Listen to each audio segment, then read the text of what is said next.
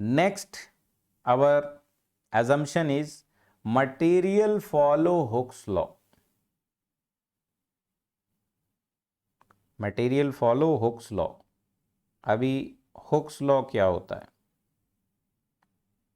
कौन बताएगा? What is the Hooke's law? कौन बताएगा? What is the Hooke's law?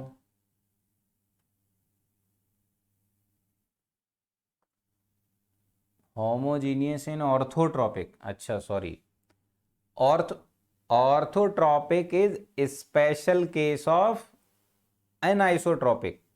तो ऑर्थोट्रॉपिक भी डायरेक्शन के लिए देखते हैं। ऑर्थोट्रॉपिक में मेनली 3 डायरेक्शन देखा जाता है, ठीक है, mainly 3 direction you can check. Isotropic में any direction you can check, but in orthotropic you will check only 3 direction. Clear? तो मैंने आपको बताया तो है भाई, जो ऑर्थोट्रॉपिक है this is special case of anisotropic, और एनाइसोट्रॉपिक मतलब जो आइसोट्रॉपिक नहीं है, the material which is not isotropic that will be anisotropic. Clear हुआ? होमोजेनियस चीज is different, that is with respect to location और पोजीशन। हाँ, अभी हुक्स लॉ बोलो, व्हाट इज हुक्स लॉ?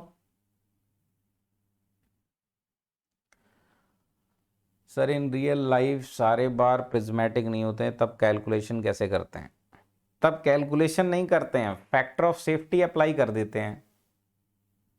अभी मशीन डिजाइन भी पढ़ो ना, तब फैक्टर ऑफ सेफ्टी अप्लाई कर देते हैं। हम लोग एक मोटा मोटा कैलकुलेशन कर सकते हैं, जैसे कुछ भी बना रहे हो, let's say you are designing a truss, आप एक ट्रस बना रहे हो, ऐसे ट्रस बना रहे हो, है ना, ट्रस बना रहे हो।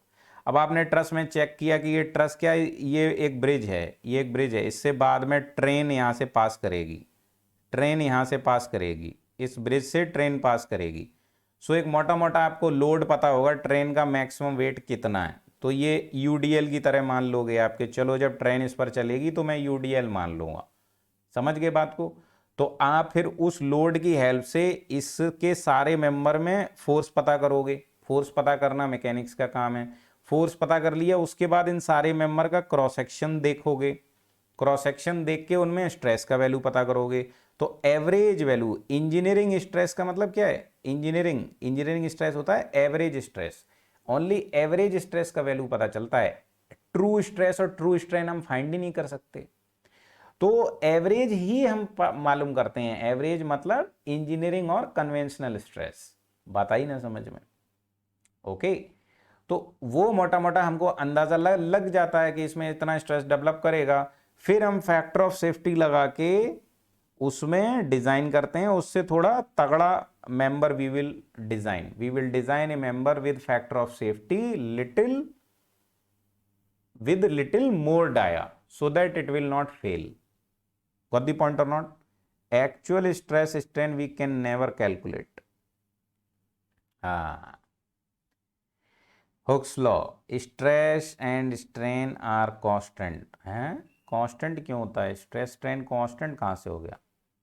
Directly proportional to. हाँ, तो अब देखो कुछ कुछ आपको याद आया। So according to Hooke's law, according to Hooke's law,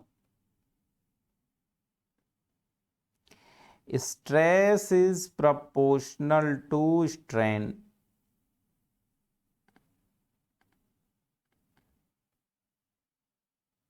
within elastic limit,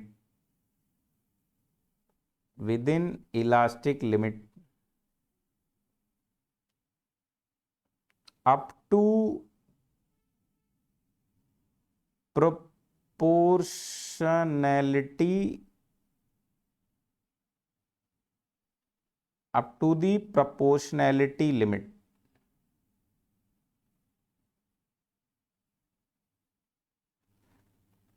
up to the proportionality limit. Okay, तो इलास्टिक लिमिट जो होता है that is little beyond the proportionality limit. अब देखो ये क्या है, व्हाट इज दिस। इसमें आपको ये बोला गया, लेट्स से हम एक मेंबर लेते हैं and this member is prismatic, और इस मेंबर पर, on this member we apply a load like this, we apply a load like this. Okay, so when we apply the load, then there will be deformation in this bar, let's say इसमें elongation हो जाएगा delta L का, like this, delta L, initial length was L, let's say,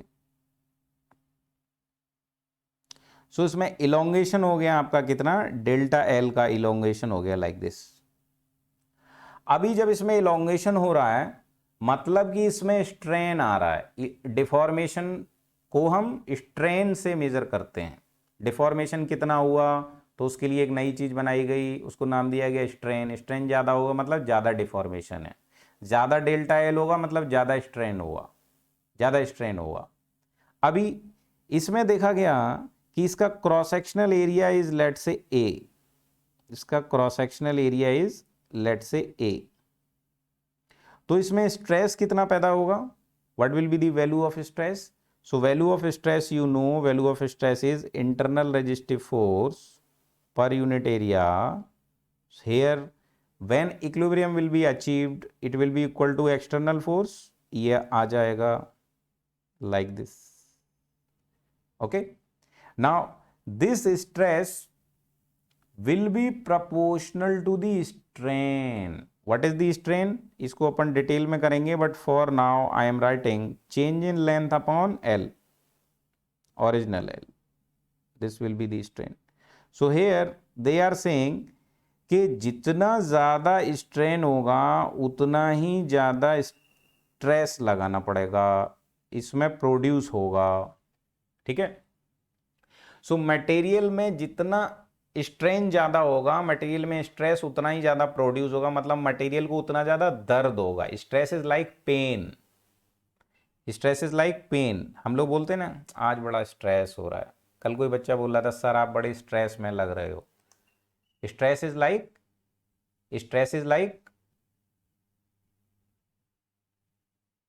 okay, stress is like pain। हाँ, अभी देखो कुछ लोग, हाँ वही मैं एक्सप्लेन करने जा रहा हूं। नाउ कुछ लोग बोलते हैं कि stress is proportional to strain, है ना। इसका मतलब क्या है कि पहले कौन आता है, जरा बताओ, आप में से बताओ पहले कौन आता है, स्ट्रेस या स्ट्रेन, विच कम्स फर्स्ट, पहले कौन आता है, स्ट्रेस या स्ट्रेन। यही तो मैं पूछ रहा हूं, वो आप मुझसे पूछ रहे हो। चलो बताओ सभी लोग, पहले कौन आता है, स्ट्रेस और स्ट्रेन, बोलो बोलो, पहले कौन आया, मुर्गी और अंडा, हैन और egg, puzzle, which comes first, मुर्गी और अंडा। हाँ, तो few people say no, first strain will come, then stress will come, no, ऐसा नहीं है, both come at same time। when you apply the load, same time deformation will start and same time stress will also, internal resistive force also start developing। okay, so it is common sense, both will come at same time। now why Hooks have taken this stress is proportional to strain, because वो ऐसा भी लिख सकता था strain is proportional to stress। इससे formula क्या बना तुम्हारा, इससे फॉर्मूला बनता है proportionality constant is E। okay, then you remember this formula, you say this is my formula sir। अगर ऐसे लिख देता then proportionality constant will be your 1 by E. Then proportionality constant will be your 1 by E. This is also constant. This is also constant. Now what is easy to understand? 1 by E or E. So first method is more convenient and easy, तो इसीलिए उसने इसको चुना। Yes और no? इसीलिए उसने इसको चुना। This is given by the Hooke's, both are proportional to each other, है ना, बोथ कम्स टुगेदर। सो इसको एक्सेप्ट कर लिया है उसने और नीचे वाले को हटा दिया। बात आई ना समझ में? Both are true, but it is not good thing to remember again and again 1 by E. Clear? Very good. So that's why we consider stress is proportional to strain. और वो अपना उसने कहा कि अब ये मेरा लॉ है, इसको ऐसे ही मानना पड़ेगा। तो आपसे भी अब अगर कोई पूछता है what is the Hooke's law, you will also say stress is proportional to strain. Clear? So no fight is there.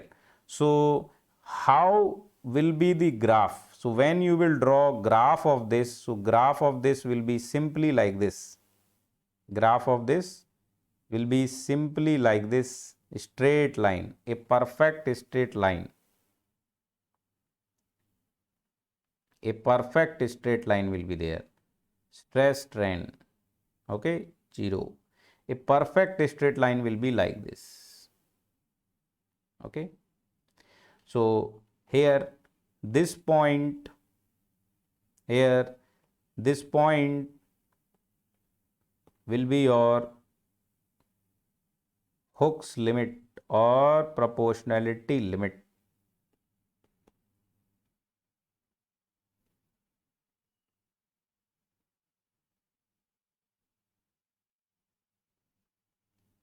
Or proportionality limit.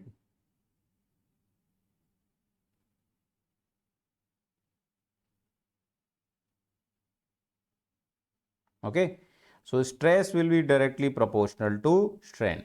So this will be the curve. Okay, so here the stress will be of proportionality limit, strain will be of proportionality limit, like this. A straight line you will get. Just nearby the proportionality limit, after this point there will be elastic limit. Elastic limit will be here. Elastic limit will be here. But for steel and all other material, both these points are very close. Both these points are very close. So practically you cannot differentiate between the two. तो किसी किसी book में इसको ऐसे लिख देता है कि it is Hooke's law is valid up to elastic limit, okay, but Hooke's law is valid up to proportionality limit, not the elastic limit. It remains within elastic limit. Elastic limit के अंदर रहना है, elastic limit के अंदर रहना है. Getting point or not? This is your elastic limit. This is your elastic limit, and both elastic limit and proportionality limit are very near. Practically you cannot differentiate between them. So statement में क्या लिखा है? Within elastic limit. Look here. Within elastic limit and up to proportionality limit. Elastic limit के अंदर रहना है और proportionality limit तक जाना है. क्लियर और not? Very good. So draw कर दो इसको. Draw the figure. Practically they are very very close, so you cannot differentiate between the two. You cannot differentiate between the two. Okay, practically they are very very close. You cannot differentiate between the two. Okay. Jai Hind. Nice.